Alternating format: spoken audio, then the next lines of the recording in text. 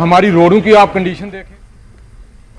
Jammu Kashmir secretary health and medical Bhupendra Kumar का कहना है कि अब सभी स्वास्थ्य क्षेत्रों के बुनियादी ढांचों को मजीद मजबूत और स्थिर किया जाएगा। भूपेंद्र कुमार ने कहा कि जम्मू कश्मीर में बहुत जल्द 7 नए मेडिकल कॉलेज बनेंगे, 2 एम्स और एक कैंसर संस्थान भी बनेगा।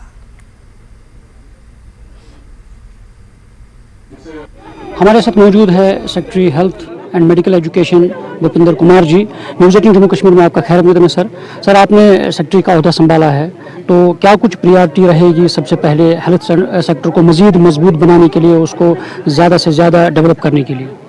देखिए, हेल्थ और मेडिकल एजुकेशन एक बड़ा वास्ट सेक्टर है और जम्मू कश्मीर में हमने देखा है कि पिछले 2 सालों में इसमें बहुत सारा काम हुआ है।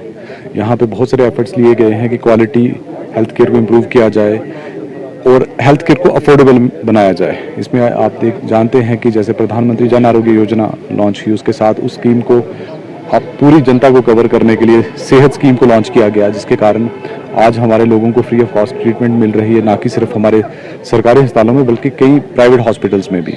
तो उससे एक बड़ी राहत मिली है लोगों को और उस स्कीम को फर्दर कैसे स्ट्रेंथन किया जाए, ये हमारी प्रायोरिटी रही।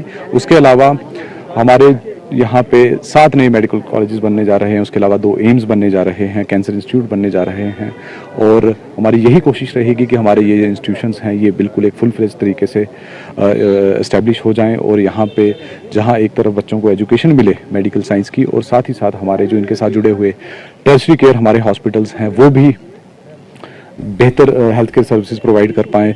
एक और चीज़ है हमें कि हमें हेल्थ को जो कंसेप्ट को समझना है और लोगों तक भी यही समझाना है कि हेल्थ केयर को हम सिर्फ एक अस्पताल तक ना सोचें कि हेल्थ केयर एक अस्पताल तक ही मिलती है।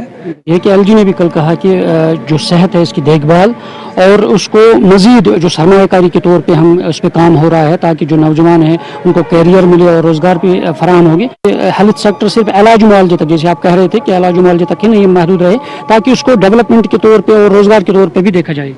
देखिए, इसमें आप देखेंगे जैसे सेहत स्कीम आई है, सबसे बड़ी मिसाल यही है कि इसमें प्राइवेट सेक्टर की जो कैपेसिटीज थी उसको भी एंगेज किया गया कि लोगों को हेल्थ केयर उनके जरिए भी मिल सके और आप देखेंगे कि बड़े सारे इंस्टीट्यूशंस हैं जो इसमें आए भी।